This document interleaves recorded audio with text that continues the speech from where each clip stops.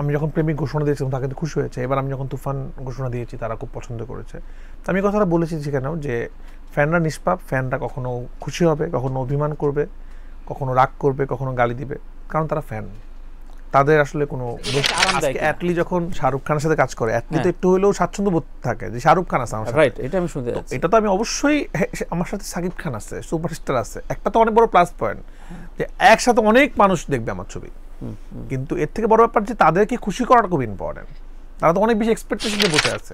বাংলা আমরা এতদিন হিন্দি ছবি দেখতাম, জওয়ান হোক, সেটা কেজিএফ হোক অথবা পুষ্পা হোক, তাদের মধ্যে এত বাজেট আমাদের কাছে নাই, কিন্তু আমাদের স্বপ্নটা তো অনেক বড়। তো আমরা একটা বড় স্বপ্ন দেখার চেষ্টা করতেছি তুফানের মাধ্যমে, এই জন্য নামটাও তুফান।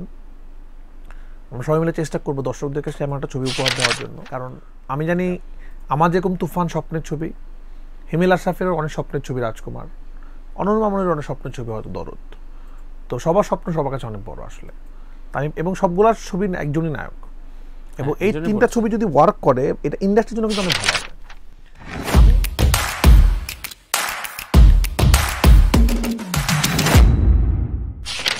রাফি মূলত এখন এই সময়ের টক অফ দ্য টাউন, এবং সবসময় বলা হয় যে সবচেয়ে, যেমন আজকেও কয়েকটা অনলাইনে দেখলাম যে এখন সাকিবিয়ানদের সবচেয়ে প্রিয় মানুষ রাফি। তো তুমি আমার একটা শোতে এর আগে বলেছিলে যে দেখবেন আমি যখন সাকিবের সাথে কাজ করব তখন ভক্তকুল আবার আমার সম্পর্কে দারুণ দারুণ কথা বলবে। সো এগুলো একটা প্রেশার মনে করো কিনা ফ্যান বেজ অনেক বড় সুপারস্টারদের, সেটা শাহরুখ সালমানদের বেলাও হয় কিন্তু না। আমি এটা আমার প্রেস কনফারেন্সে সুন্দর করে আমি এটার উত্তরটা দিয়েছিলাম, যে না চোখে পড়েছে কিনা, যে সিনেমার ফ্যানরা হলো যে নিষ্পাপ, কারণ তারা ফ্যান, তারা ভালোবাসে, তার কোনো স্বার্থ নাই, ব্যক্তিগত শত্রুতা নেই। তারা যখন দেখেছিল আসলে ওই ছবিটা হয় নাই, তারা তো ভিতরের গল্প অনেক সময় জানে না।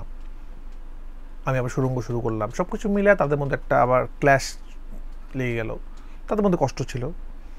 আমি যখন প্রেমিক ঘোষণা দিয়েছিলাম তারা কিন্তু খুশি হয়েছে। এবার আমি যখন তুফান ঘোষণা দিয়েছি তারা খুব পছন্দ করেছে।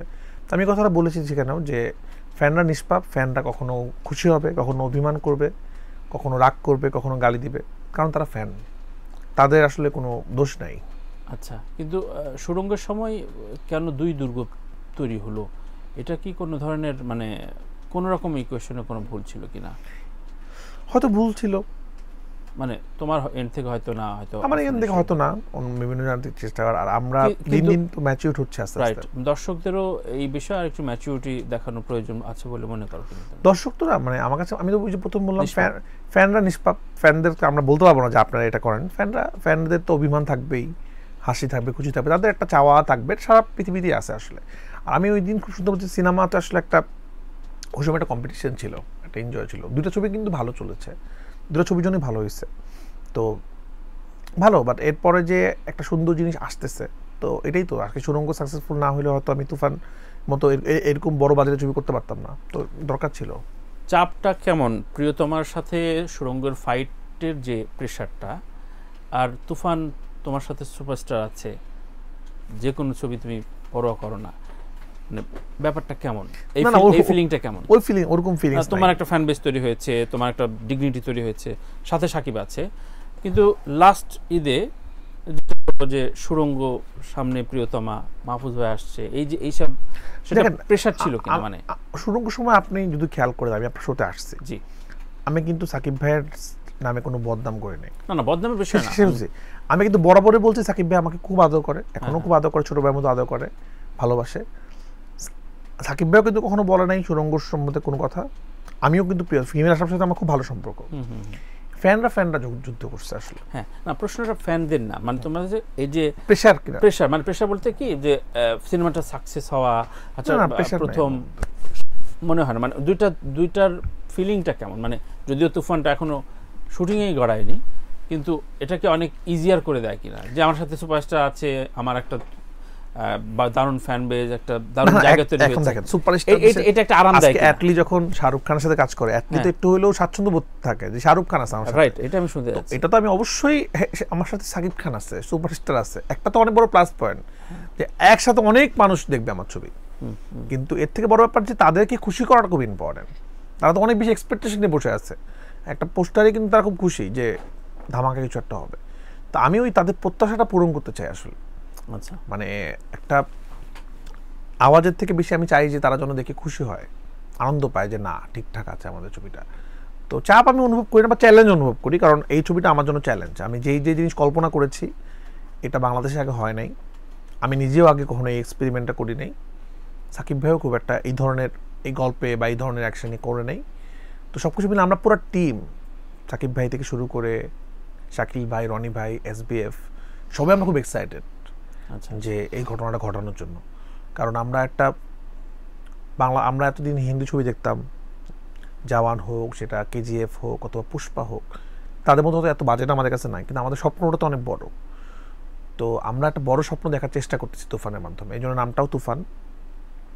আমরা সবাই মিলে চেষ্টা করবো দর্শকদের কাছে এমন একটা ছবি উপহার দেওয়ার জন্য, যেটা আসলে বাংলাদেশে সিনেমা দেখে যখন আমার সুড়ঙ্গ দেখে, কিন্তু আপনারা বলেছেন সবাই যে এটা যদি আসলে হলিউডেও বানানো হতো এরকমই হতো, আসলে মানে সুড়ঙ্গ সাইজটা এমনই হতো, মানে এরকমই অভিনয় হতো, কোনোভাবে ছোট মনে হয় না এই ছবিটাতে, যেখানে যেটা দরকার সেটা করেছি। তো আমরা কেন জানি অ্যাকশনের দিকে আমার মনে হয় একটু পিছানো আমরা এখন, আচ্ছা, অ্যাকশনের দিকে।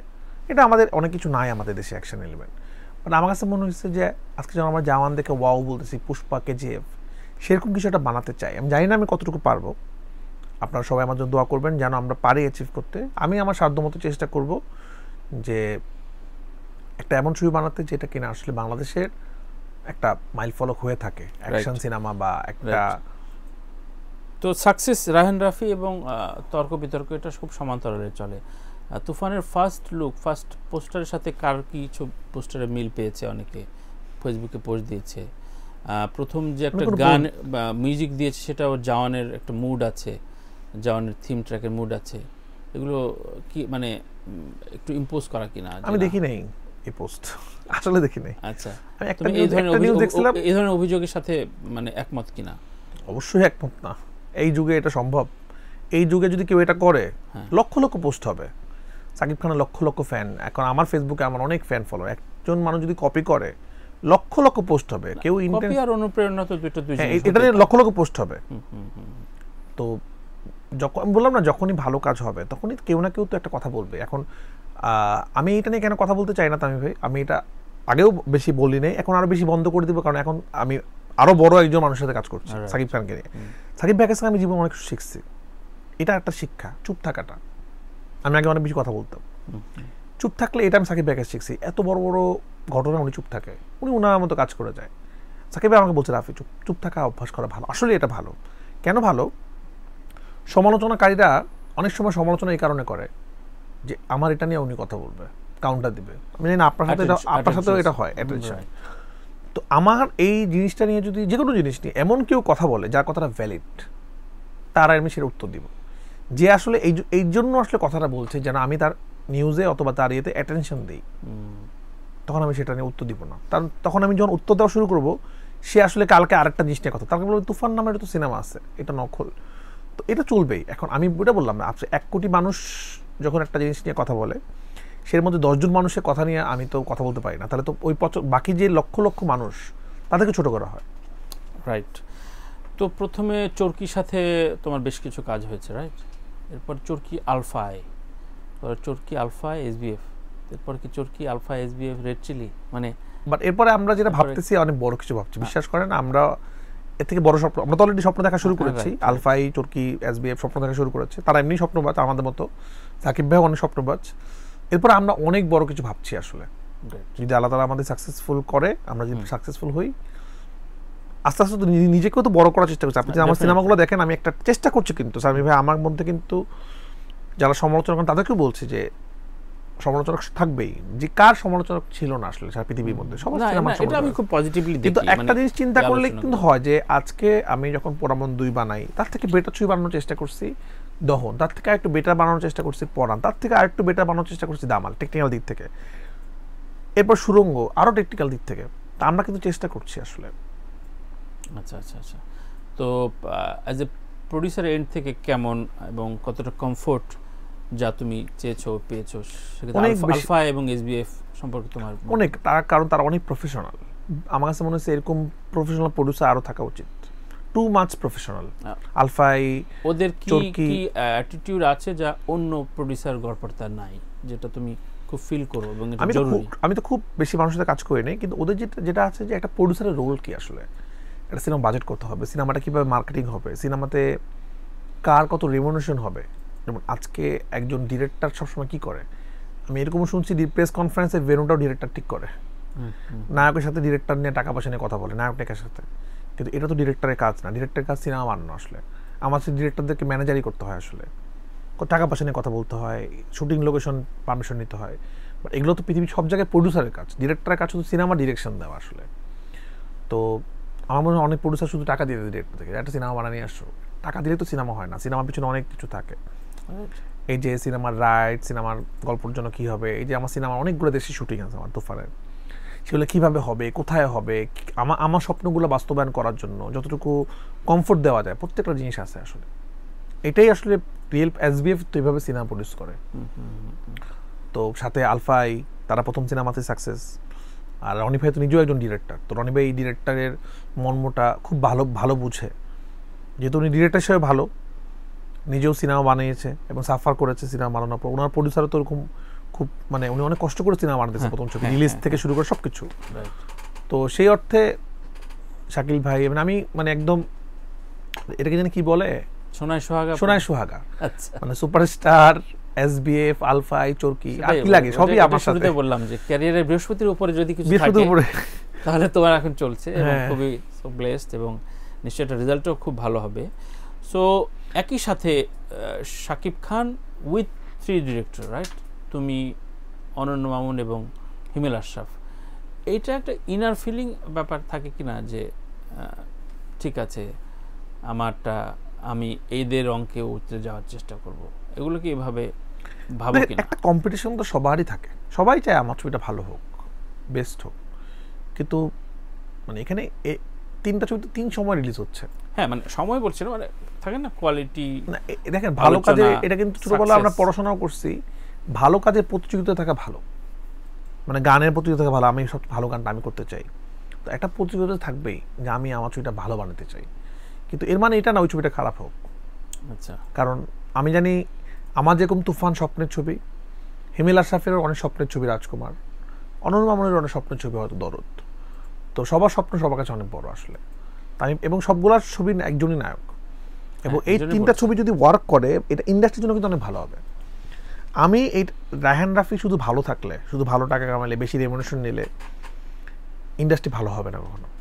আজকে আমার একজন হিমেল আশরাফের মতো ডিরেক্টর লাগবে, আমার মামুন ভাইয়ের মতো ডিরেক্টর লাগবে, আমার সব ধরনের ডিরেক্টর লাগবে, তাহলে ইন্ডাস্ট্রির জন্য ভালো। তো আমার মনে হয় শুধু এটা না, আরও যে ছবিগুলো আসতেছে, আমাদের 2024 সালটা তো খুব ভালো সময় মনে হচ্ছে সবার জন্য।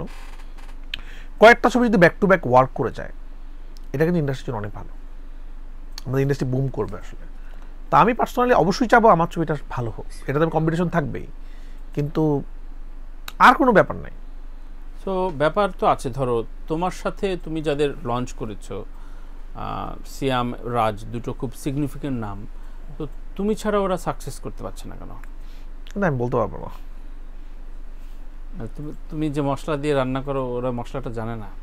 না, ওরা তো ডিরেক্টর না, ওরা তো আর্টিস্ট, ওরা তো ভালো অভিনয় করে। তো তুমি তো বাবু, তুমি হয়তো শেফটা, হয়তো মন মতো স্ক্রিপ্ট, মন মতো ডিরেক্ট। যেমন সিয়ামের সাথে আমার যে জেলিং, সিয়াম ওইরকম জেলিং হয়তো কারোর সাথে হচ্ছে না মজা। আমার সাথে ওর যে আমাদের যে আমরা তো এখন পর্যন্ত সব সাকসেসফুল আমার সিয়াম, আলহামদুলিল্লাহ। ওইটা বলছি, যখনই বাইরে কোনো কিছু করতে যাচ্ছে সেটা ওয়ার্ক করছে না।